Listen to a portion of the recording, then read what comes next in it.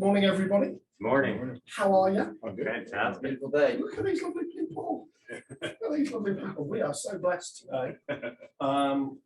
It's a special day. I don't know if you know that yet, but it's a day. It's a year and 2 days. Yeah, 1 day. Year and 1 day since Simon was here last. Wow. Did this one. And if you don't believe in visioning yet, there's one slide in here that is a visioning slide. But Simon didn't even realise a year ago that he put in his presentation. He'll point it out to you now he knows. Because there's a picture of him. So be careful what you put in your slides, because they'll appear. It's still looking at you like, He's what? like, What's going on? What What did you do? it's on the cake, mate. Oh, okay for you. I get it. It's taking the biscuit on. Okay. I'm taking it. Yeah, so lots have changed in a year and a day. And Simon will tell you more. It's really great to have Simon here. I wanted to put this in context of everything else that's going on at Ignite at the moment in terms of opening doors for fundraising, giving you access to networks. So we are very, very close, literally weeks away from launching BICL, which is the platform that enables you to connect to angel investors. And Simon will be talking about the difference between VCs, angels, and all that sort of stuff. So the platform that we have is launching in weeks. 4 of your fellow entrepreneurs are going to be on the platform, and we'll start to introduce you to how to access that platform. It has over 100 entrepreneurs and high net worth individuals on it who would love to invest in your business opportunities if they're the right opportunities. But it also is a great opportunity for networking and getting to know people as well. And I see the journey of raising money about the relationship, and Simon's going to pick up on that in a bit more detail. I'm very pleased that Simon could join us today because his experience, his wealth of experience of running different businesses is amazing. If you do look, please do look up Simon online, Simon Glass. Connect with him. Imposters. Oh yeah. We got Sean Real. Oh That's well. much more exciting.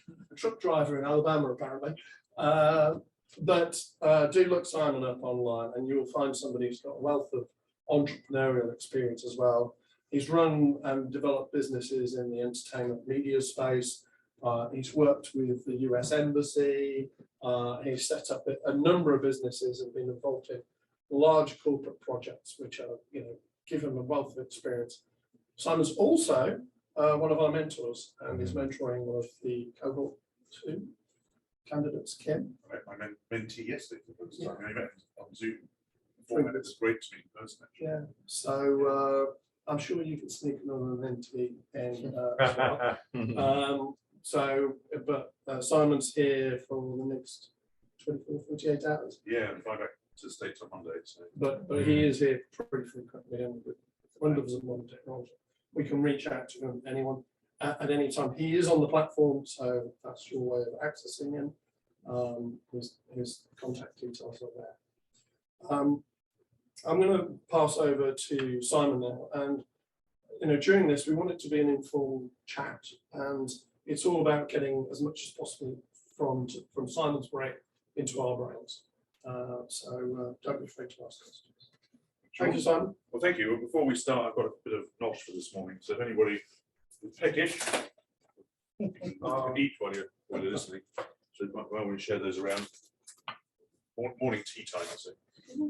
So, well, thanks. So, I met Sean in the UK actually before ever being out here. Happened to be here in September 20 on holiday. He told me it's global nomad. Visa effectively for Bermuda. Loved the place, and then I spent 6 months here last year, and then basically things are going backwards and forwards, and hope to be over here a bit more often than have been last year. So yeah, I mean, my background is entrepreneurial. I worked in venture firms. I worked in banking. I worked in entrepreneurial business, media, entertainment industry, around venture. So I got quite a broad spread. Not for the US Embassy, but I actually worked for a US Congressman many years ago on an English Union scholarship, as we were hinting before. Actually, when I first met Joe Biden, he and I had our own hair. Which is true. Who was the Congressman? Jack Kemp, who was a football player in the States. He actually ran as vice presidential nominee with Bob Dole years ago. He passed away from cancer, but he was a lovely man. But that was very interesting. It was many, many years ago. It was 1987. Joe Biden and I both had our own hair, but the first time Joe Biden had the president. So anyway, so we're going to get through this presentation today. I thought last year I did this literally, I couldn't believe it, like a year and a day ago, which was just crazy. Because last year has been another crazy year in lots of ways, business-wise, personally for everybody. But last time I did more like a presentation, and we did like Q&A afterwards. I thought I'd try to do this time to show some thoughts, very similar presentation. We may have the odd glitch technology-wise, because being a technology business, there's always some technology fun. We're trying to switch between PowerPoint and video there, and it wasn't quite so straightforward. So maybe the odd glitch we go through, but if there's problems with video, I'll show the videos at the end. That kind of becomes automatic. But I thought we'd do is I'd talk through various themes, and then to answer some various questions we go along the way, rather than doing Q&A like we did last time, to make it a bit more interactive.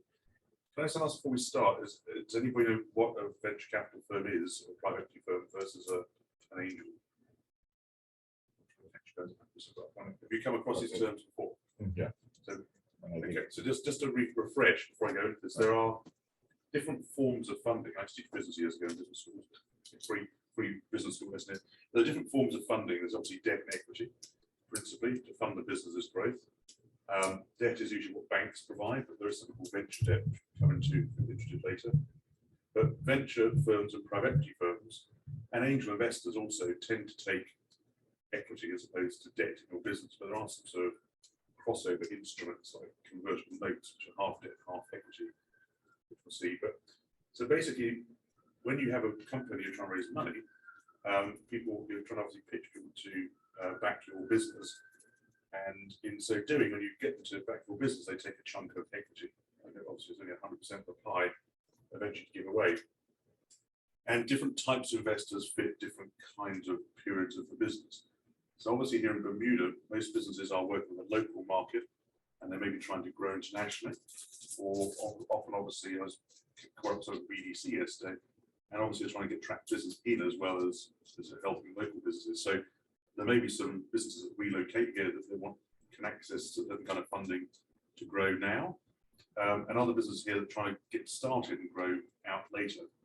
So there tends to be, I think, in a place like Bermuda, we work with lots of island economies, Singapore, Malta, all kind of places like this, small communities where people have ideas, want to test out ideas, build the beginnings of businesses. And often the kind of funding for that is more angel investors. So what I was talking about before was fantastic, this new angel network being created here on the island to help some businesses begin to grow. Beyond angels, who are usually individual people, so they can be super wealthy people, they can be less wealthy people. I mean, you can have a lot of smaller investors who people just want to support or get involved with investing in smaller businesses. May not be what you'd think of as super wealthy people. They might be lawyers, accountants, professionals, entrepreneurs who made a bit of money beforehand and want to reinvest in backing new small businesses. But angel investors tend to invest a few thousand to a few $100,000 in that kind of range into really quite early stage businesses, quite new businesses, quite young businesses. Venture, which is where we sit, just slightly up the chain. So it might be something you interact with a bit later, but we encourage you to get to understand how it works, is the next step up. So usually when you get angel investors on board, they'll expect you to outgrow them and then try and raise more money as you grow your business into the future even bigger. But sometimes we'll leapfrog that, go straight to venture. And in some markets, like in the US and Silicon Valley, for instance, people often get funding from angels, move very quickly onto venture. If you're in a location like Bermuda, it's harder historically to access venture. One of the things we explain, we try to help flatten for you as a sort of barrier. But it's hard to understand when there isn't much of a local market in something like venture, in a small island economy, which is a great economy, it's a great place, but it's just a small place historically, small population, and certain industries dominating in these small places. Often you've got insurances, the main thing, so that's obviously maybe insure tech, there's nothing, but if you're doing something else, often more hard to access other kind of funding or network. So I'm trying to explain what this is all about, and so when you try to interact with this space, you understand as and when you can try to interact with it, how best to interact with what is venture, which is the next round of funding. There are businesses here on the island that can also access private equity. So venture tends to be early-ish stage businesses trying to grow. Angel is super early. And what's called private equity is more baked businesses, more larger businesses. And there are quite a few businesses on the island here that might be relevant for private equity, which is the next scale up, next size up of businesses. Where, for instance, you've got like a family business that's looking to have a succession change. The siblings who inherited the business don't want to run it anymore. They want someone else to take over. Or they want to grow the business and go outside the market. They need expertise. What venture firms, private equity firms, and angels tend to do is also not just give you funding. It's not giving; it's actually investing to get a return. So it's not donation. So if you ask an investor to give you money, it's probably the wrong start. It's actually to invest to grow a business. So, and then they also add smarts, which is an extra value. Sorry, question. But isn't that angel investors are more like that as opposed to venture? Yes, good question. The question here is are angel investors more value adding, effectively, more hands on than venture firms? Yes and no. To answer that, the later stage you go, the more there's, and you'll see that actually in some of the slides I'll show. There's some information about what venture private firms look for in terms of how they evaluate businesses. And that's kind of important when you interact with them. And so the more developed the business, the more they look at the financials, the less they look at the team, and the team's always very important. So earlier stages are very much about the team first, and the product second. And angel investors will tend to, in many ways, often pull the sleeves up and help. But I think you'll find here, I wouldn't be at all surprised with the local network here, you'll find some people who have direct experience of what you do, help you directly, might be with networks, might be with marketing, it might be with peopling, the business, etc. But a lot of angels are actually quite passive.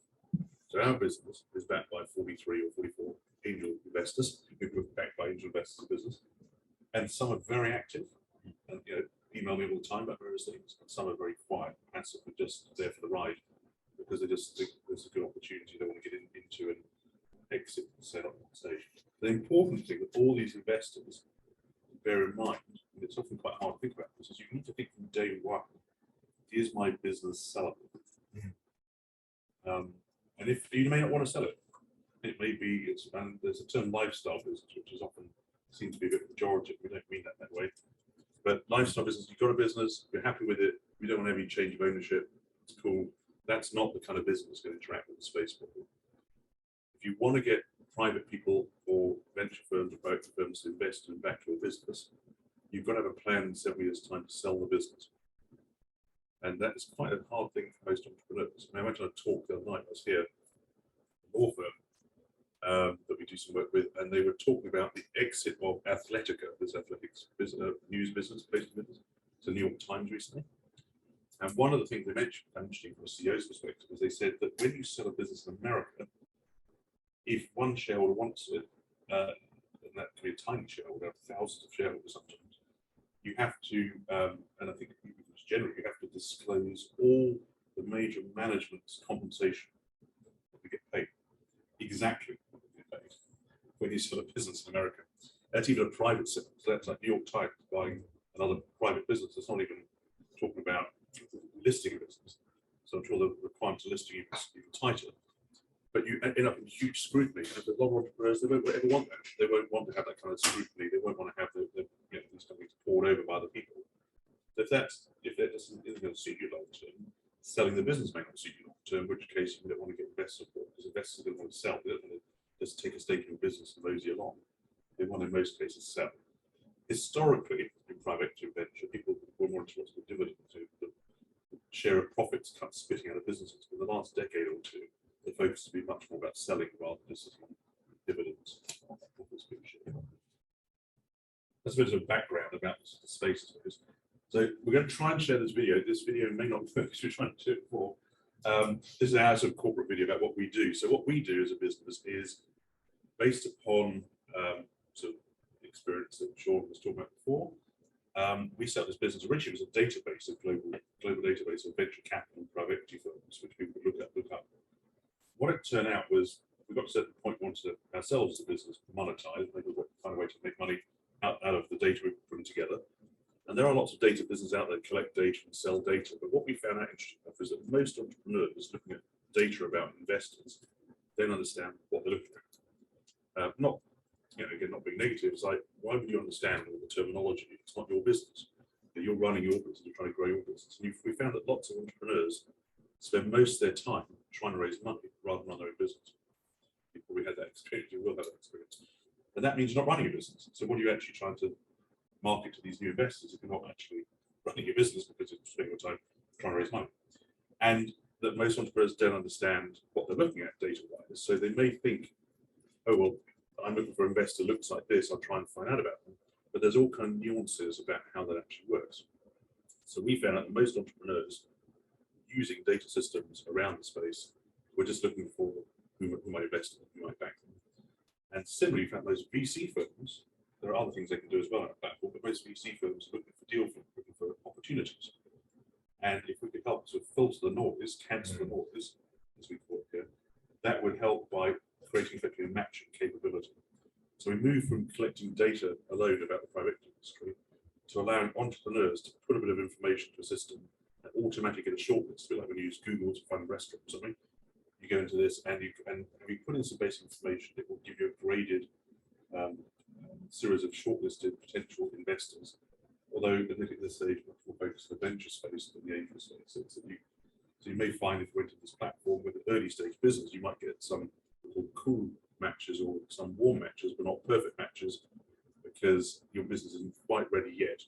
But the whole idea is that at the point at which you're ready, you should focus your fundraising process on investors who are most likely to back your business and not waste time talking to the wrong people. Because if you talk to the wrong people, you can annoy or alienate or lose opportunities that might back you later when you're more appropriate for them. And it's just an opportunity cost. You only have 7 hours a day. You don't want to be pursuing the wrong people. So we talk about it very, very similar to dating groups. We passed February the 14th the other day. We always do a promotion. Monica was there. All sorts of days for our team, which is Poland. So it's like cool in this here. She put out posts. She always post that every year on Valentine's Day because the matching analogy is relevant. Because if you're trying to do matching at a personal level, or you're trying to do matching at a financial level, it's remarkably similar because you need to go after the kind of catchment you would best fit you. So if you're, you have a certain desire to meet a person at this age and that age, and this kind of dynamics, you tend to focus your dating in that way. And very similarly, raising funds is a bit like dating. It's about, there's so many people out there, and why not sort of actually telescope down to actually focus on the types of people who might be your right match rather than trying to pick the wrong match. There's no point to the wrong match because they're not going to be interested. So you might as well try and narrow that focus down. So I'm going to try and show this video. It's a quick sort of demo of what we do, but it may not work. So I think I have to stop the share there, go across to another share, and try and just move between different platforms because we're having some problems downstairs. Background noise well as doing video. There. Okay, what I'm going to do, I'm going to maybe show the video afterwards because I knew it's kind of problem now. I'll just try and go back to the presentation. I don't think we'll play properly the presentation we were doing before. There we go.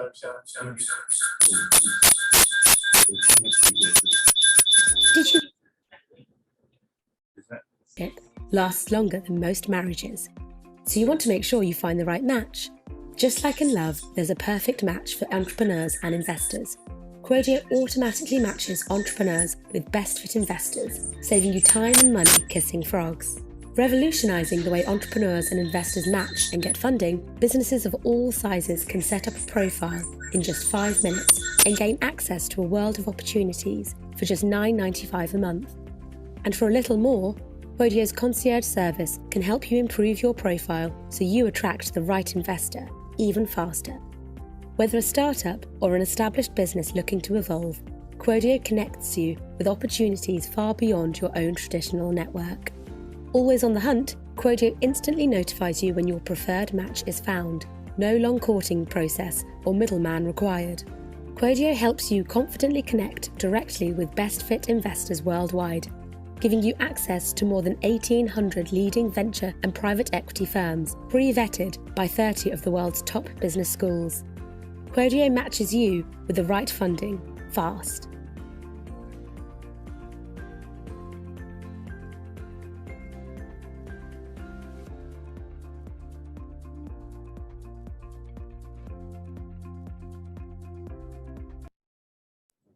Cut the sound again. There we are.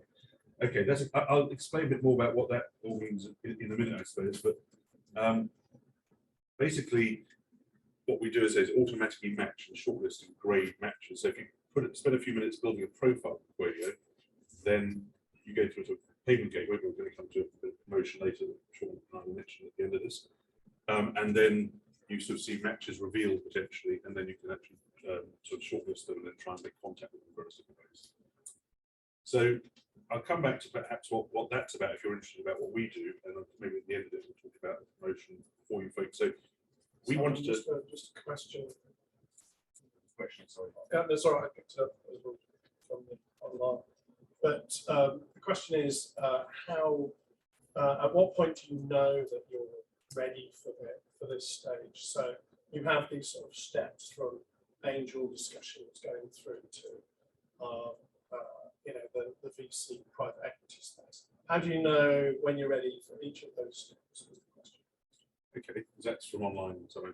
Okay, great. Thanks, Sean. So free to ask questions on the way, rather than doing a sort of didactic, trying to have it interactive. So that's a good question. So I would say from our perspective, give us information, we'll tell you who the matches are in the first place, you should go and speak to, and that will kind of give you an indication, steer by both the quantum and the level of the number of potential matches and the types of matches if you're kind of in the zone. But by rule of thumb, outside that, angels, as I say, tend to back smaller, earlier stage businesses. So the term stage is often used because that means it's a bit of a blurry word, but stage of business is a term used for early stage, means sort of startups and young businesses. Then there's scale-ups, which are still semi-startup-ish, and then business starts to take off from there. So if you're in the startup phase, you're probably in the angel space, but part of that depends on where you are and what your ambition is.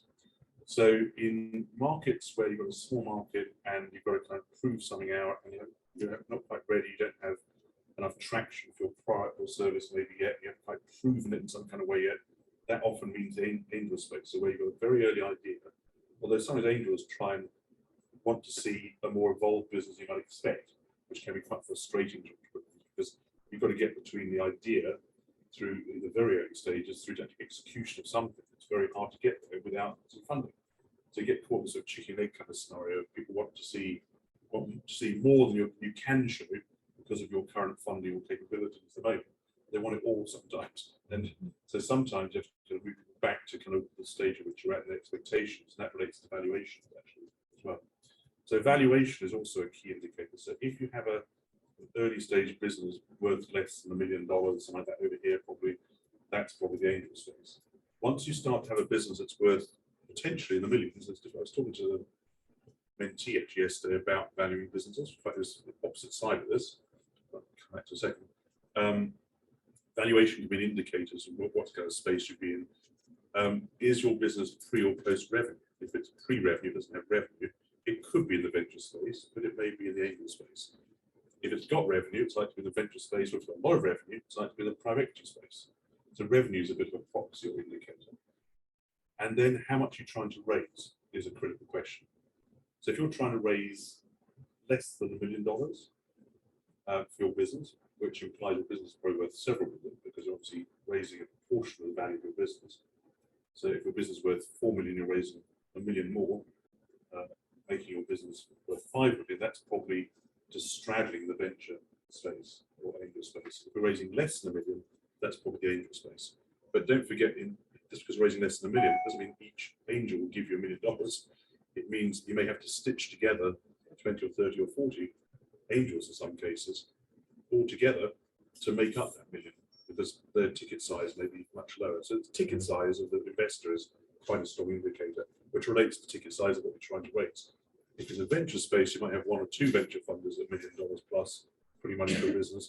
If in the angel space, raising $1 million, you might have people putting in $20,000 each, or $50,000, which in total then ends up that number. So it's kind of guided by the stage of your business, how developed it is, how big it is, by how much money you need, how much money you're raising effectively. The valuation question is also important because VCs tend to look at businesses that are trying to raise $1 million plus, depending on which market you're in. They're looking at the kind of the aggression in the business. So they're not interested in if your business is growing nicely. They want to see like a hockey stick, this kind of classic exponential growth. Angels might be more patient with their capital because they don't expect to sell the business or exit for some years, whereas VCs get at the point where they want their skin and flesh. They want to make that business grow very aggressive, very fast. So you have to be mentally ready for the VC round. You have to be commercially ready, so your business can be formed in some kind of way in terms of corporation kind of stuff. You have to be ready to take on that money. You have to have a plan for you to do that money as well. So it tends to be those different steps. You go up naturally, but the speed of those steps can be much greater, much faster in certain markets like the US, even in the UK. As Israel, we work in Israel, April. The entrepreneurs there used to grow much more slowly, but there was no angel market.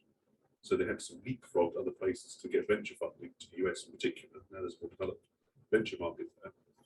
And that in itself created a certain mentality about how to grow aggressively, because to fit the model of the VCs, they had to be aggressively growing because the VCs went into other places. Therefore, they had to have a much more bigger kind of plan. But also the other thing that's important is when you sell your business, what is the scale of that business going to be? Because venture firms tend to look for quite significant returns. So if your business is hypothetically worth 1 million now, and you want to sell it for 50 million for years' time, that 50 times return is in the VC space. If you're not looking at sort of several multiples of return from where you are now, you're not going to be in the venture space either. Some angels might be happy, particularly a place like Bermuda, where you might be able to sell to a local business or something like that in a slightly less aggressive return, and maybe not even going to the venture space because they might actually see if you can still make a return, you can still sell your business for many times more in the future, what it's worth now versus what it's worth now, but this won't be as aggressive a kind of property. Once you get in the venture space, it's a much more aggressive kind of game. It's a much more grow this business super fast, aggressively kind of game. There's a kind of mindset position as well. That sort of that helps. I think the other thing that it's a secondary question is around that negotiation or discussion. It could be with a VC, it could be with a high net worth individual. Is typically, many people haven't been through that, in their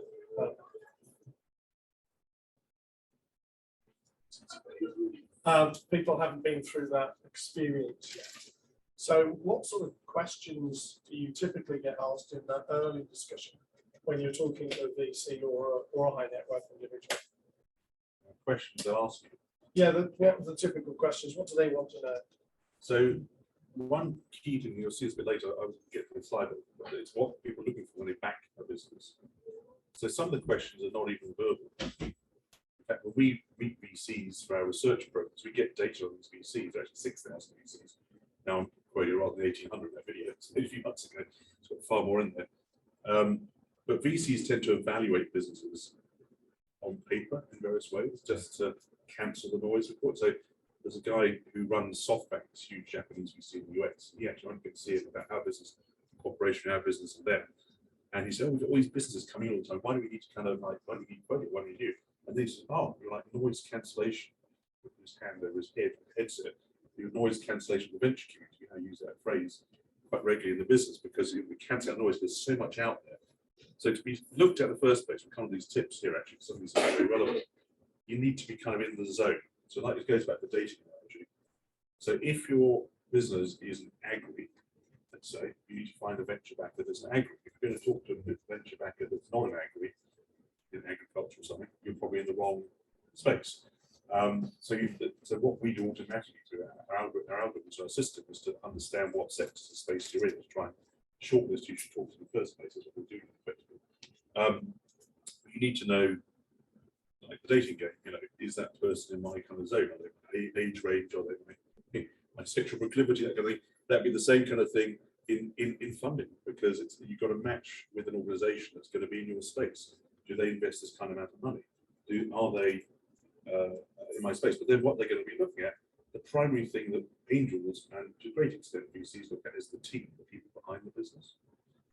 And what's kind of interesting with that is that when they evaluate that, they often look at not just what on paper you do now, your explanation of what you do in your job, but how you'll apply what you've done before.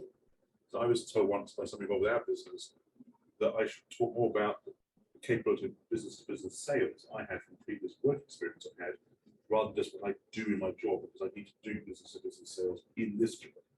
To try and, I kind of was forgotten about some experience I had, because I thought that's not what I'm doing now. So when you write a business plan or a deck, we were trying to explain to an angel or investor, what do you bring to the party? Why are we backing you and your growing team? And the VC is more likely to be backing a team. The angel is more likely to be backing an individual or a couple of people, so the team have grown by the time you get venture space. Why would I back that person? It's quite interesting, because often venture firms have backed some quite arrogant founders. There's famous stories, Travis at Uber, this kind of story, where the founders have kind of fallen foul later of something. Because, and I was actually turned down for our own business by an angel in the UK who said, I'm not an asshole. You've got to be too nice. You've got to enough of it. Not at all. He said you've got to be, you've got to be way off the spectrum to be a successful entrepreneur. I don't agree with that. Having been in venture, I worked in venture firms. You've got to be able to work with, as a venture firm, working with backing entrepreneurs. You've got to be able to back them. You don't want to make sure they blow up the company.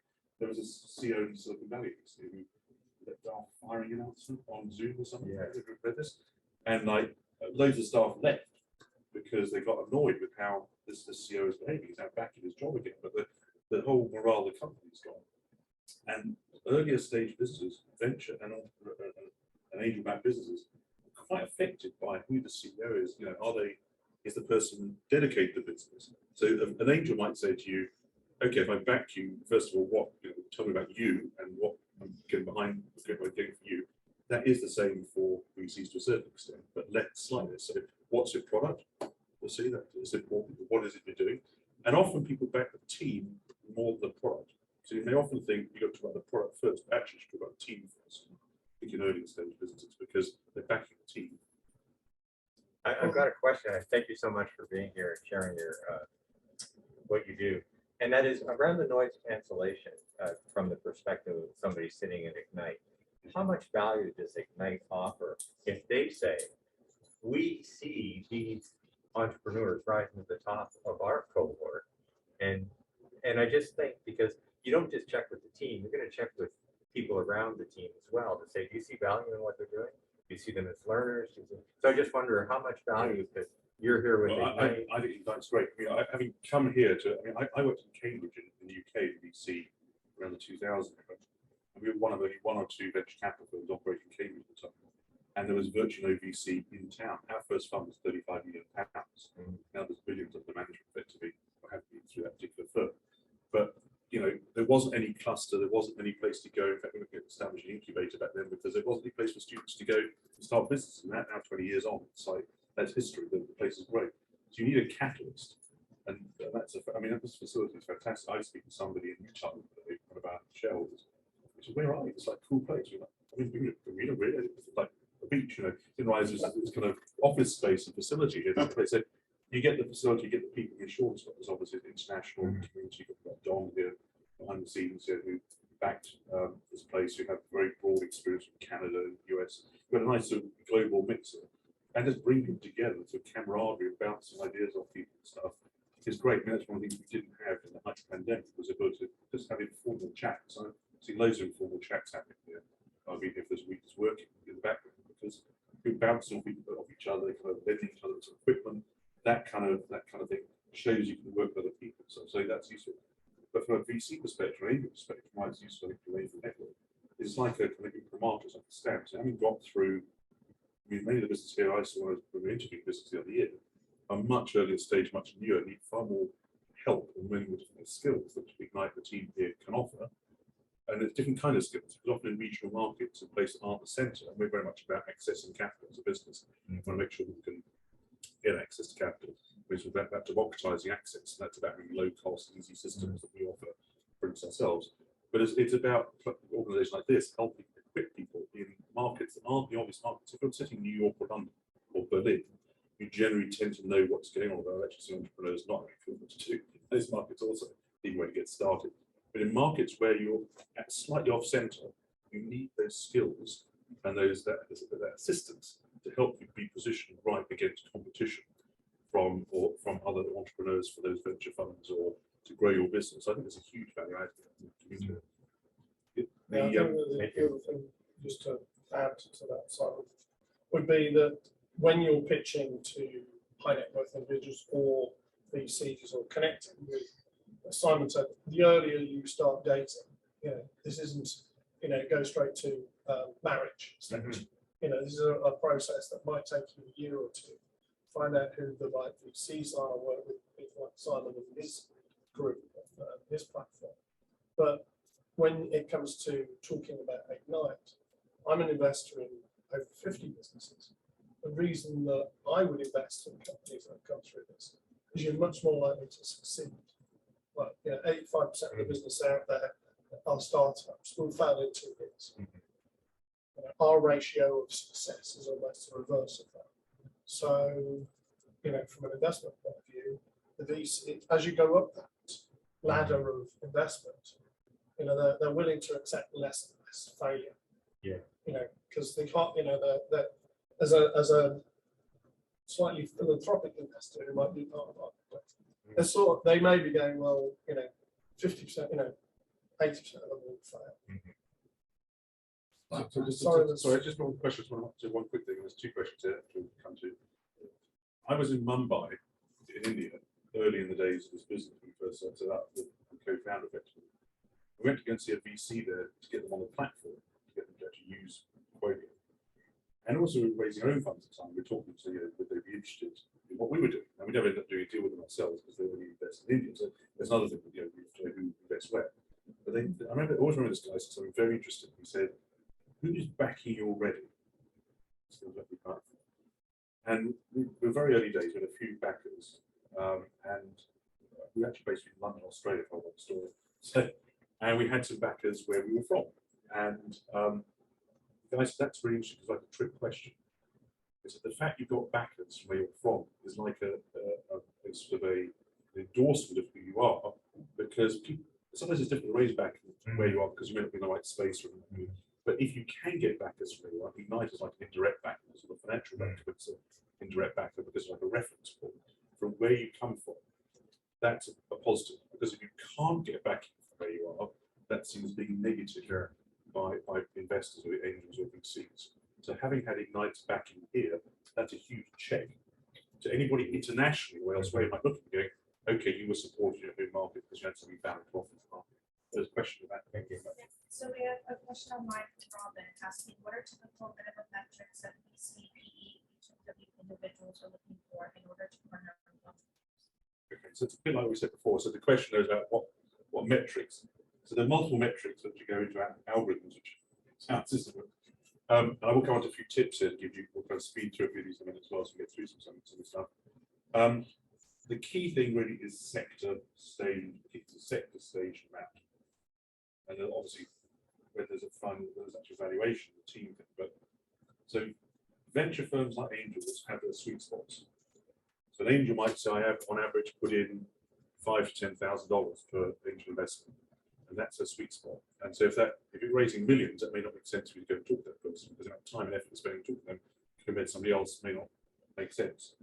So it's what it goes back to the question about how much you raise. So if you're raising $1 million or less, you're probably in the angel space. If you talk to an angel, and the typical investor is $5,000 to $10,000, and you want to raise a minimum of $20,000 per angel, you're talking to the wrong person, which I like to push them around, pushing up the tier.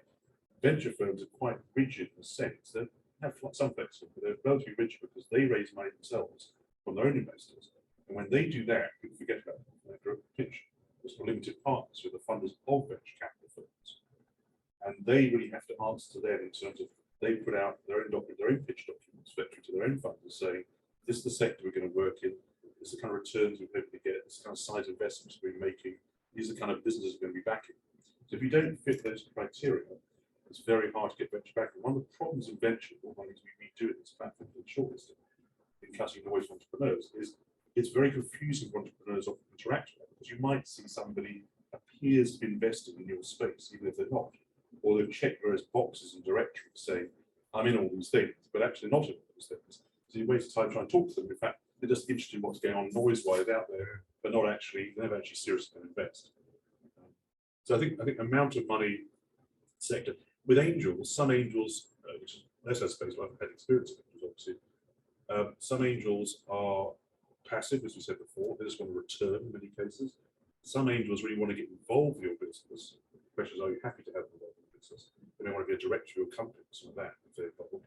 And they may have experience though in your industry. So if you watch this pitch program, like Shark Tank type programs, when these guys get involved with businesses, in many cases they add some value to those businesses because they come from that background.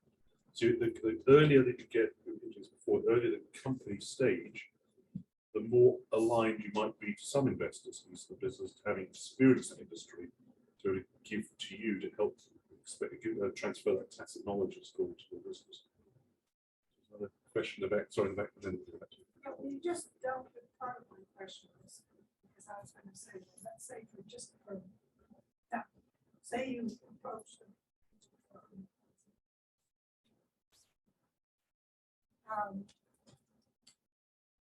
First of all, that $100,000 could be coming from somewhere less or anywhere, or from the local pool. Yeah. Investor, and as you say, what would be that person's involvement? What would they be wanting from you? Yeah. Shall I take to say first? why? Well, yeah, you can. Yeah, if you're raising that sort of money on, and then it's probably the ICL is the route rather than seeds. It's probably too small. What would they want? They may want that. They probably want equity or a convertible loan. Depending on their interest and engagement with your business and you. So let's say it's John, for example, raising 100,000. He's really interested in getting that fairly quickly, but he would also like somebody who's got some distribution experience or some retail experience. So in John's world, the perfect investor brings $100,000 for X percent of your business, so it's 10% of your business. You'll issue the shares accordingly at the right point. Once you've got a subscriber agreement all signed up, etc. And we'll later in the program we'll go through this a bit more detail in terms of the processes and negotiating and how to manage the relationship once it's set up. But we always talk about smart money. Find a smart investor. The worst thing you can have, I've had it, is an activist investor who's put his money in, he or she's put their money in, and then they want to run the business themselves. They bought 5% of the business. So be careful of those situations. Well, you do get, train spotters. You get people like they want to kind of, fiddle around about bits, but they can often be very useful. But, I mean, I read an article the other week saying that one of the biggest mistakes early stage businesses make is actually just too much early subscribers. We listen to early subscribers very often as to what they say in tweaking our product, but there's apparently very different dynamics between early adopter products versus later adopter products. And early adopters tend to have lots of ideas, many of which may not be right for late adopters who are the majority of the market. And similarly, you might have with angels who have, let's say, experience, let's say they sold a business in your space. They think they know it all sometimes. And they'll try to, it's kind of horses for courses. So if they try to tell you what to do, they may have big company experience. We've had this lots of advisors to business as well, but you need to get the lawyers, the accountants, the advisors, the board members who get your kind of size of business, or they can transition with the growth of the business. Because if somebody comes with a big company style ways of doing things, it may not be right for how you have to run your business. They may be too bureaucratic or too heavy to manage. So you have to, but you can have also things with investors crop up later where we had an investor who wanted to change the shareholdings from an existing shareholding entity to another entity. So I net worth family in Australia. It was quite complicated because they suddenly came out of the blue and said, we've just got this family restructure, this ownership. And it cost us probably about 10 to 15 hours of our time in the Christmas period helping structures form in the way it was done, because we just transitioned our company structure from the UK company to US company. So we have to be familiar with how to do the US. And so we get our lawyers in the US to go and ask how to do this. We spent 10 to 15 hours doing this, and we had to oblige what the investor wanted to do. That was quite time consuming versus other things. So when you work with certain people, you also want to understand, are they going to add value to my business? Am I going to get on with them? And are they going to be heavy to handle at some point? It's supposed to be going really well, but it's like, it wasn't expected, but it took us a lot of time. As an entrepreneur, you only have so much time to do certain things. So the people who take on board will be aware. By the time you get to venture funding, they are going to be quite heavy to handle, but they're also putting large leaks of money. And it's about stakeholder management. So when you have angels, you have to have multiple angels. You have VCs, you tend to have fewer owners of the business and fewer people to talk to. So you have to, there's a whole skill around that. Sean was kind of into it as well.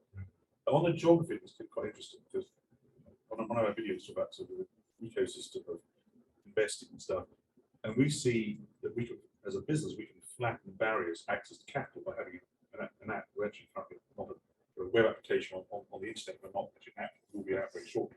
But on that kind of system, we can sign up very low cost to something. You can actually access a community very quickly through a product like ours, wherever you are, at very low cost. And that was part of what was the democratization angle we've got with what we're doing as a business.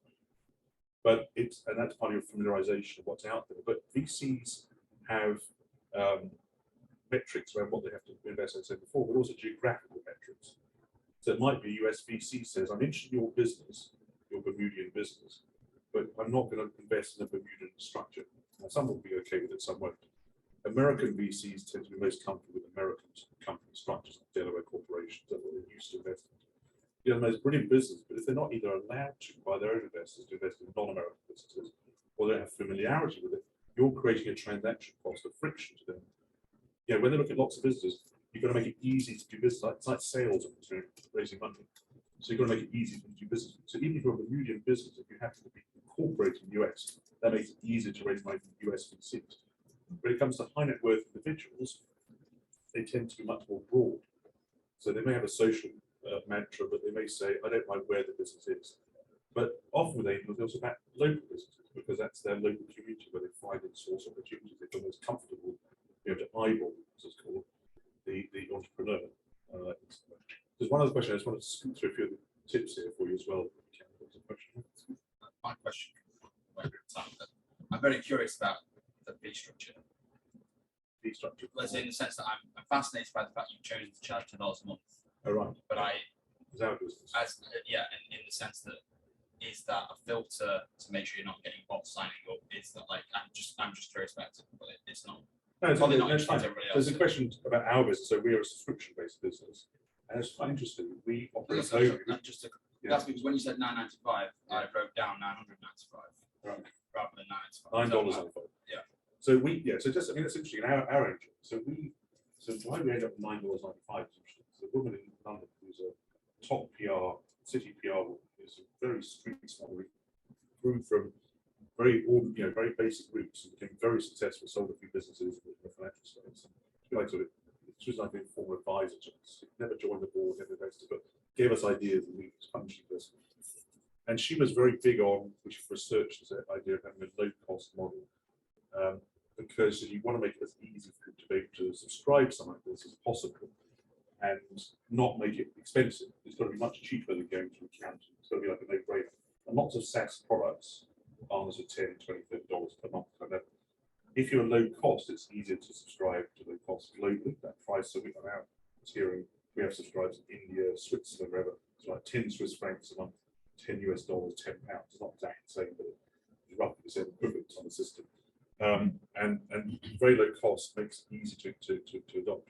We do have a free version also, but so part of monetization is having an easy to use product. Part of it's about making the language easy and be able to get people to market more easily without having to understand the venture from our perspective. Or not over understand. We've done enough to engage, but not have to become professors of effectively. And if it's low cost, it's easy to sign up for wherever you might be. And that was pretty important to get large numbers of entrepreneurs into the system and using it. We're not a commission-based business. I've asked to sell there for somebody. And there are a couple of reasons for that. One of which is, a key one of which is regulatory. So we operate across 23 different countries actively. And places like India, US, if you want to take commission, there are certain regulatory things around that, kind of corporate advisor effectively. And that takes years of regulatory red tape, whereas a subscription business, if you don't quote advise, we go around the back of it effectively. So it's a proven SaaS model, it's a very proven, easy programs to manage. And then also we're very agnostic. So we don't, if you raise lots of money, don't raise money. If you want to build a system for a while, that's cool. Just kind of stay on that for a period. Do you have a different fee for VCs? We're actually free to VCs, which is interesting. People say, why are you free to VCs when they're the ones with the money? And that's the very reason why. There are roughly 25,000 VC and PE firms in the world from our research. There were about 10 to 15 originally, about 5 years ago. They've grown enormously, but relatively few. Each one has less than 10 on average professional staff. So very few people working in VC as an industry. It's very sort of cottage industry, very small industry. There are 582 million entrepreneurs seeking this kind of funding at that stage. So from our perspective, from a market perspective, the entrepreneur market is a big market, but we also need the VC's cooperation, so we gather their data in multiple different ways. And I've worked in VC, and VCs are cheap. Probably recorded, but it's amazing. They do pay for certain data systems, etc., but they don't like doing it. They don't trust the data system. So our view is there's a very smart entrepreneur in the UK who gave us some advice also years ago through one of our existing investors. There's a guy called Lance Ugler. He started IHS Market, which is a huge data business. And I sat down with him once and he said, look, my tip to you is one wants to give to get. Give to get is where you basically get, you get something in return for giving something away free. He started this massive data business, worth billions, Canadian guy, by actually giving stuff away free to investment banks, or getting them to actually pay equity stakes in this business instead of actually having to pay for the service, etc. And he started off with a few investment banks, and then it started as a referral process. Then we had their data, and then he grew it from there. So our view is very much as co-op the industry. We don't try to sell the VC industry. We just want them on the platform. And from your perspective as an entrepreneur, the more VCs on the platform, the better, because there's more than a marketplace. So there's an inversion of what you might expect. Sorry. I was fascinated by your analogy of the iceberg and the idea that often we're just chewing on the top of the iceberg and we have no idea what's underneath the capacity. Because I think that's so true about life. You never know what lens you're looking at until someone says there's another view. And so I just wonder, is that your way to go under the sea and get the lens of the potential capital available? Is to give them an on-ramp so that they can say, I trust this system to put entrepreneurs and entrepreneurial business in front of me in a much more cost-effective way than even how I'm looking, because they may have a similar problem where they're with their lens and they're not seeing the entrepreneurs that fit for them. So we use this is one of the analogies we use, the data iceberg, we call it, and that is slightly different how we meet the business, because we think that lots of data about VCs is not captured. So we capture very unusual data. We work with 30 business schools around the world out there. And what they do is research venture firms are going to interview them in person, eyeball the VCs. That's been done by Zoom last year. It's moving back towards a hybrid model again. We've interviewed over 1,000 VCs of the 6,000 platform in person, in their offices or directly. And we look for kind of soft metrics as well as hard metrics, because we have a lot of predictive things around how VCs will operate that aren't captured by traditional databases. And we use those kind of metrics in our own algorithms to do that matching. It's more sort of psychological type factors about how to interact with them. So there's a lot of data thing, but I think from the VC perspective, a lot of VCs historically say, I know everybody and everything. But VCs aren't people from networking backgrounds. I've worked at VCs, and they don't tend to be sort of, what's the word? Extroverts? Yeah, not extroverts, exactly. They tend to be introverts. Many of them come from scientific, accounting, investment banking type backgrounds. So they're quite analytical in many cases. They look at market sizes, market dynamics, kind of details of that later, etc. When you pitch to them, try to explain the markets for business. But they're often very good at exiting business, very good at selling businesses because they've got experience in IPO markets or trade sales. But what they're not very good at doing is building relations in many cases. Some of them are better now than a lot more young people now at VC. Traditionally, VC was one of the things we fight against in trying to get diversity into the system and access to capital. Is 99% of VCs are probably about 90% are male, and 99% are worldwide, and most of them are in Western countries. We've seen the expansion. We've got about 230, I think, VCs African in the platform. There's been a significant increase in Africa, for instance, and Asia Pacific is quite strong, has been quite strong in the platform for a while. Europe, obviously, in various places, but in each of the markets, again, very little VCs. Where you get disconnect and where VCs miss opportunities, and where we can help them, is in accessing diverse communities. Because if you went to Harvard Business School, one of our advisory board was the head of venture at Harvard Business School, Josh Lur, and he said 80% of VCs in the US he taught. So they went to his class, Harvard Business School. So they may be sitting in Silicon Valley, maybe in New York or whatever. They may be very smart people, but they're not necessarily network people, and so their networks be narrow. Yeah. So when VCs, there was a fascinating article written by colleagues, another discussion on the day, about how investors who invest in people like them got worse returns, which is also interesting, angel space, etc. So there's always this natural bonding. I came to Bermuda, I knew Sean, so there was a natural connection there. You went to Cambridge, there's an automatic kind of bonding you get from that kind of connection, that kind of understanding of the world. That's very useful. Downside of that in venture investing and in any investing is when you try to back them right because you feel comfort about them, so you get groupthink effect. There's an article by these Harvard business professors saying that actually Indian VCs and Indian born or background VCs in Silicon Valley tended to back more Indian entrepreneurs in Silicon Valley, and they tended to get worse returns than those who are investing outside the area. It wasn't intentional; it was implicit. And what these professors showed is if you too similar to those you back, you don't actually ask the right questions, and you actually get into groupthink, and also all the dynamics of those kind of communities, which mean you're not questioned enough. And actually, one of the things you need with an angel investor or VC is people who are not going to drive you nuts, but people are going to question, not to the extreme, but they're going to question enough, because you need people who. That's why we have a board. Someone who drives you nuts. I mean, we have a board recently. You ask them a question, but it actually is helpful because you're getting referred. You're getting people coming back independently saying, "You should be thinking about this. You should be thinking about that." You need people like that. Question. So how does that implicit bias affect the kind of endorsement of the local community fund? So the question is around how much the local community is supposed to reinforce bias. Right.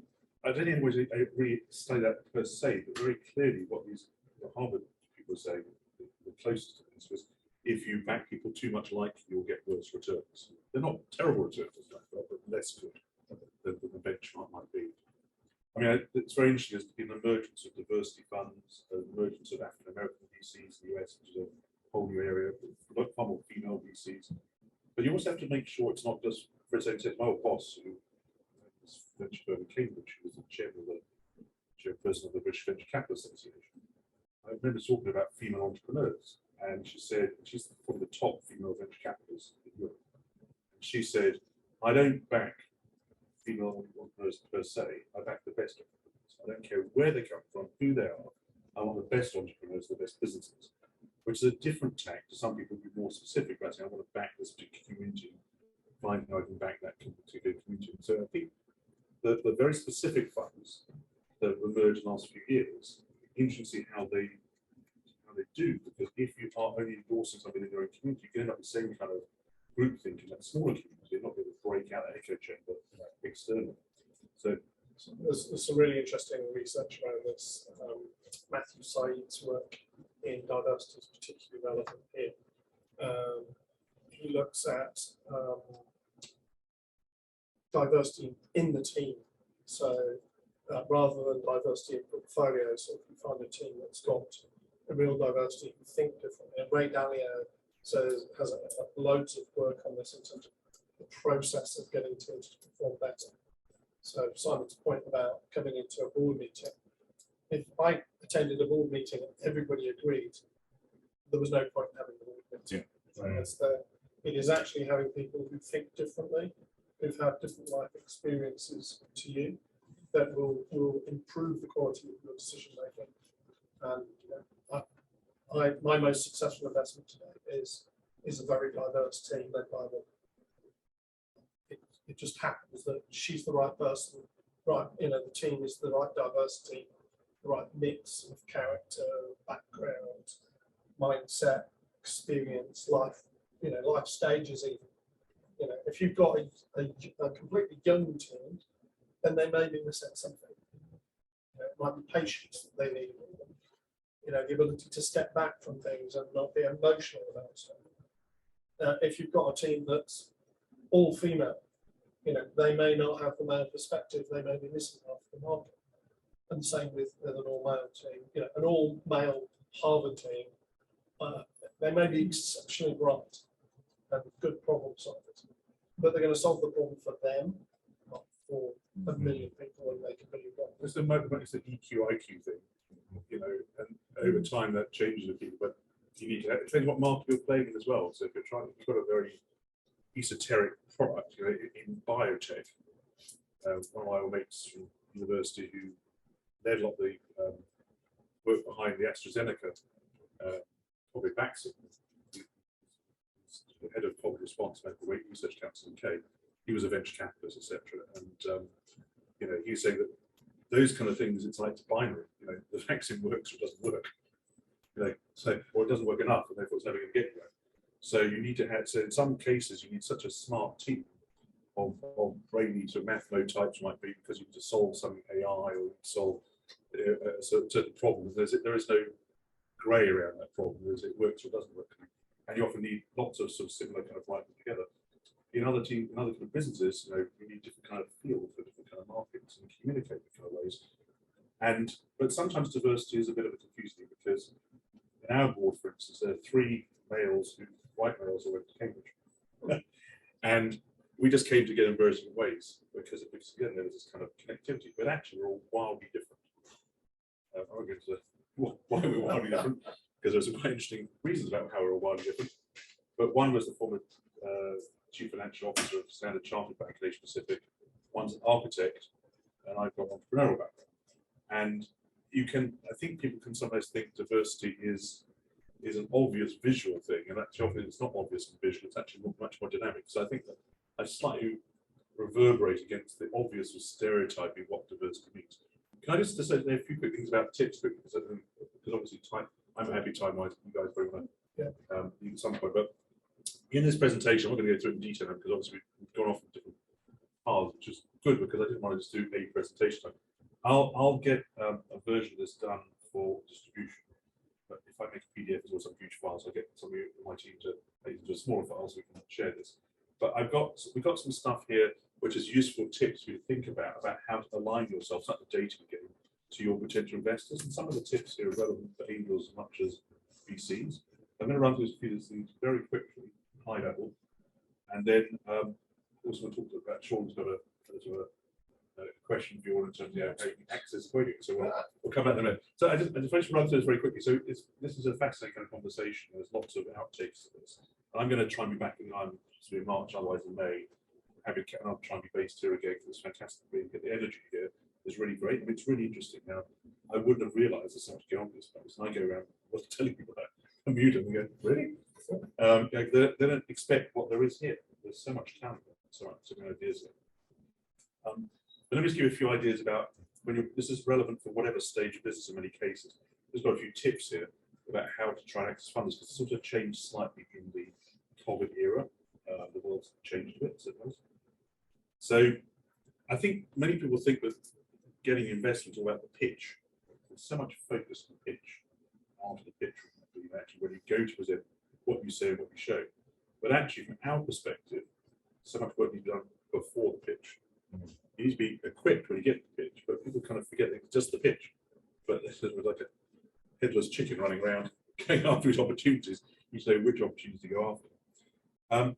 So you need to kind of think about how to keep on thinking about your business and how that business is iterating, what your business is, etc., before you can go to people and try and do some research. And we're one of those tools effectively to try and speak to. One thing people don't realise is don't bombard investors, particularly angel investors, small places, and even VCs. Word tends to get around if people are kind of bombarding people or sending decks around stuff. I'd also suggest you don't send decks around willy-nilly to people, because your deck may be used against you in the future. Because you may say something you want to achieve and you may not achieve that for a reason, or you may come to attack. Also, your intellectual property sits inside that deck. So we tend to suggest people, A, work out who to speak to and not bombard VCs, means to get the right people at the right time. If it's not the right time, don't go and do it. I mean, people, VC, I saw a CTO the other day who said, well, take VCs and have a chat with people. I said, no, they don't. They're not up for the chat. So you've got to gauge Exactly. when the right You've got to time. gauge what the right time is, when the right opportunity is, who you're going to speak to, how to focus that. And at the time you focus that, you also want to send them like maybe a teaser on page. We have on our system, we send notifications to VCs when matches occur, and the other way around as well. It's up to them if they pick up to choose to speak to those entrepreneurs that particular time. We had an entrepreneur assistant, they said, at 40 warm matches, I contact them, but nobody contacted me back. Well, that does happen, because it's like, the dog doesn't return on the dog's phone call. It's kind of, people don't always get back to you because they may have it, they may look at it later, they may not be ready for it. They may discard you. People don't always have the courtesy of getting back to you to say no. They just don't, they forget, or they don't have a system or whatever, and you just fall in some sort of morass effectively. So bear in mind that that you want to approach at the right time, because if your business is right maybe a year's time but not now, but they've said no to you a year beforehand, it's much harder to get a year later. Often they run to quite basic CRMs, VC firms, and once you slung out the door, they slung out the door. And so you don't want to go in at the wrong time. Sometimes there are stories different to that. The DoorDash guys that existed in the US, 100 billion existed. Alfred Lin, the investor at Sequoia, we quoted here, he said, he turned them down about, I think, 5 or 6 times before he actually accepted them as a business. But he found the entrepreneurs so engaged and started to have a dialogue. But that's the unusual story. It was unusual not to know, because mostly VCs, again, a bit alpha, they're more introvert, and so they don't want to have coffee with somebody, have a chat usually. They're not as nurturing as that. They say, I want to see it at the right time. So it's the same with angels to a certain extent. The angels are a little bit more willing, I think, to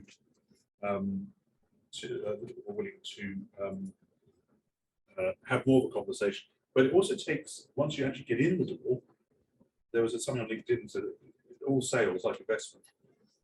All sales like investment take often 5 or 6 visits. So once you're actually in the door, you have to build the relationship. And it's rare that people say yes immediately in most sales. And raising money is like a sale. So you need to be ready to then engage and build that relationship at that point. So realize here about in dialogue with investors, the same with angels as with VCs. What are they looking to get out of it? I think people often think of VCs like donors or something. Investors like donors to get angel investors. They're not. They're looking to get a return. They're also looking. I mean, angel investors also look for the fun of it. There's fun investing in business because they get to see what's happening. A young team, they get to be part of something. They wouldn't be part of. It's a bit of a party thing. So people go to dinner. What do you do? I'm an angel investor. It's kind of interesting thing to talk about at the moment, and what kind of areas are involved in. So they get this. It's a kind of a interesting facet of their lives in many cases. With VCs, that's an interesting facet. So think about what they're looking for, contact them right time, understand how to network, and we talked a bit about the buyers thing. It's about the right fit, and also even subtle stuff, like just because you see an investor's back something like you, particularly angel investors, beware, be careful if they back someone like you, because they might, if you send them some information, they might share that information with everybody backed, unless you've got a non-disclosure in place or something. So, and just because somebody's back someone like you, doesn't mean they may always back you, because some of these venture firms don't back more than one of a certain type of business. Some do, but in many cases they don't. So if they back that looks like yours, they're unlikely to back you, which sounds anti-intuitive. So understand kind of where you're coming from. Think about your own product, think about your returns in your business, because when you do pitch to a VC or an angel, they're looking for a return. So work out within realistic bounds how you're going to grow your business and the value of that business. And when you actually get to the pitches, at the moment what's happened a lot in VC in the COVID era, it's been virtual pitches. So that's going back a bit more to hybrid, beyond in-person and virtual. We've moved as well where people expect to pitch on Zoom. That's a very different kind of thing that is pitching in an office. Much better in person than on Zoom, many people are. And one of the things that really comes across as founder passion, but remember on the screen, it's like, I remember watching that TV, how to be an actor in Southern TV. Every motion on a screen looks more pronounced. So if you're presenting an audience, your hands fly around, excited, passionate about your business, that's normal. If you do it on the screen, that can come across as crazed. So it's kind of, it is interesting. You have to kind of think about the medium. So even when you get to the hoops to talk to somebody, am I sitting in a cafe here in town? Am I sitting in their office? Am I sitting, what kind of environment are you in actually to those meetings? I'm not going to detail this, but we do regular research at business schools, and we do research in our venture firms on our platform, and they ask what kind of questions to go into our database. The relevant thing to take away from here is that at the angel stage, on the angels board, 62% of the decision making effectively around making an angel investment around the team. The team becomes progressively less important as the business gets bigger. So by the time you get to late stage business, only 5% of the decision making of the private equity firms actually prioritize the team. They look at all kind of stuff, like product and financials much more. So the later your early stage of businesses, the more important the team is. That's the main takeaway message from that side. Sorry. Well, I just really appreciate that because it's hard as an entrepreneur to realize your team is replaceable. The more value your product is potentially. The last thing a venture firm or an angel wants to do is replace the team, Right? because that's who's running the business. As the business gets more formed, then it's easier to replace certain areas of the team, or you add to the team. So what venture firms angels often do is build the team. Yeah. They don't, occasionally founders bail out, or some founders aren't right at running bigger businesses. You know that. Isn't that because they're looking at the future and how sellable you are? How sellable you are, but what is to work with you? It goes back to that working relationship. Can I get on with this person? No, I meant the venture capitalists. I think they're looking to build it and form it so that it's right to Correct. sell in the future. But you need to look at the venture capitalist or the angel. Can I work with this person? They look at you. Can they work with you? So the team isn't. It's that personal dynamic is very important at stage. This is all very new to me, so thank you very much for breaking about this hour. But in regards to the relationship or the length of the relationship for the return and stuff like that, what does that look like? So what's the length of the relationship? What's the return? So returns of any of this kind of investing, people looking at multiples of what your value of your business is now. So let's say your business is worth hypothetically $1 million. So most angels want to see that grow to probably 10 or 20 times that. You've got to look at the risk reward profile. So in theory, it doesn't always work this way, actually, but in theory, the earlier stage you get involved in the business, the more the risk. I actually think it's less. The reason I think it's less in many cases is if we look at returns actually in the UK in our research, the returns are lower on private equity sometimes on early stage, because when you do have those stars that do really well, they do incredibly well from early stage. And also, when you're running a business yourself, I think what is often misunderstood, and I've run a number of businesses, smaller businesses, is that you've got skin in the game. You don't, and that can make you not operate the way a larger business manager would operate in a business, which is negative sometimes, but also means you've got skin in the game. You want to make that business successful. And that is something that VCs want to see. That goes back to the team thing, why they want you not to leave the company. But they're expecting you to kind of be dedicated. I mean, dedication, I think dedication is something that coming up against today. But VCs and angels often want to see. We had our cornerstone investor, who was a big sort of cheese in the city in London. He's now retired. He was chairman of Prudential, the main hedge fund. So Harvey McGrath. He said to me, I was running a business part time when we first started as a database. He said, "I'll back you on this number of bases. But one of the things he wanted me to be is to be full time in the business. So I'm happy for you to be salaried because I want you full time in the business. I don't want you doing other stuff because I was doing other things to make a buck. I was doing this as a pet project to try and get up and running. So dedication in terms of ability to be focused on the business and why not other business is an question. There's also an question of diversity of female founders issues around. Can you work 4-day weeks and be viewed as dedicated, etc. Some VCs say yes, some say no. That's all those notes important. The relationship with angel could be a long relationship, could be a short relationship. The business falls over, it'll be short. If the business is going to go through this whole funding process and growth, it can be a 5 to 10 year relationship. That's something you've got to adjust expectations of your investor. Most venture firms that I worked in venture back in 20 years ago, firms, we were looking to sell businesses in 3 to 5 years when we made the investment. Interesting enough, in spite of the world shrunk, that's getting longer because we expect the business to be bigger at the time they sell in cases. So that exit horizon, or that time from investment to sale of business, or the back of business, is in many cases 5 to 10 years. So if your angel comes in now, we've got an angel actually on our show of this, we've got the first back as the business first started up. He's retiring now. This retires in June. So well, actually, I'd love it if you could sell my business or sell my stake in your business to somebody else, because I'm not looking to just hit the beach kind of thing. And that's kind of a difficult conversation to have some shareholders, because they're in it for the long haul and they're not going to get their exit until they actually occur. So that's also interesting, because they're going to have to sit tight until that moment actually occurs.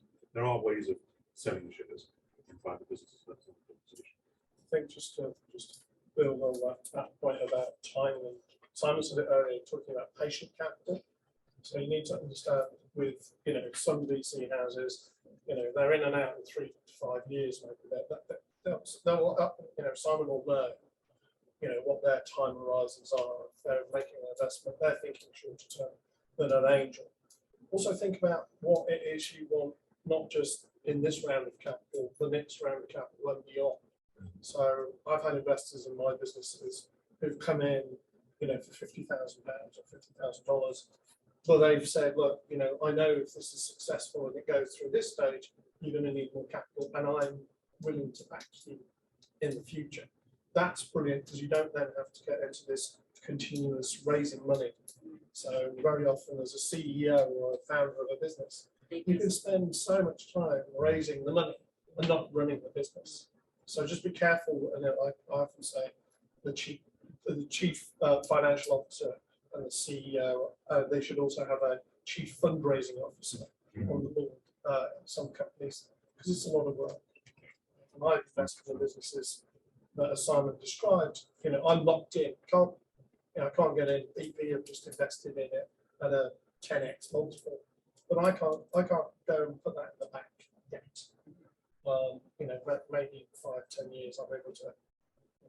There'll be an exit, but many of the angel investors understand that they're in for a long time, particularly if it's a big multiple. That if you build a really big business and you've got big corporate investors coming in, then you're willing to wait, because that's going to be a much more valuable thing. And that's why it's better to get in earlier in the business, because that's where it's growing. Yeah, angels get in early because that's how much they can afford, to be practical, because they're not going to mostly put in $1 million each. And our largest angel investor back to our business put about £200,000, about $10,000. That's kind of the top end of where angels tend to go in those cases. So it's kind of, VCs are in the millions in most cases, so $500,000 plus in some markets. They're much bigger ticket sizes, but they're institutional. They raise funds from pension funds, people like that. But it depends also, how much of a portion it is of an angel's investment. We tend to say that, particularly in new markets, angels and VCs, some of the issues that can occur. I have this in Australia. Australia's still quite an early market when it comes to VC and angel funding. That you have to adjust the expectations of the angel also. They have to understand that there may be many rounds of funding, many forms of funding, debt or equity, before the business eventually might get sold. And it may take much longer. Everything takes longer and costs more to do. That's a life story. And so they may think they'll exit in 5 years, maybe 7. So you've got to try to adjust their expectations. The other thing with angels is that they may have to invest multiple times, and that's kind of interesting discussion to have. So they may set you targets, milestones to reach before they put more money in. But alternatively, you might say that we're going to have multiple funding rounds, multiple times you go back to the market to get raise more money, hopefully at higher valuations if doesn't occur, to go and raise money, because we want to grow further as a business. And we really need to understand we may well come back to at some point, put more money. Now, many angels won't do that, because in maturing angel markets, they can get more used to that. And new markets are more difficult. We're running way over time. I'm happy to just say quickly, just a couple of quick thoughts. We go. Realize also the competition out there. So this slide simply talks about how many deals in Boston, for instance, research in Boston, each VCC. So they can see 1,000 deals compared to every one they do. So the competition, and angels see fewer, but they may see many.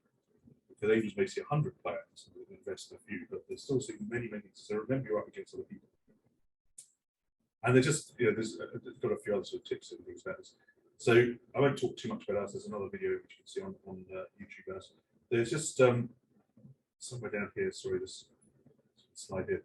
Really here. So just to end up today, I want to thank everybody for participating. I'll be around. It'll be shortly-ish, but I'll give people cards if they want business cards and stuff.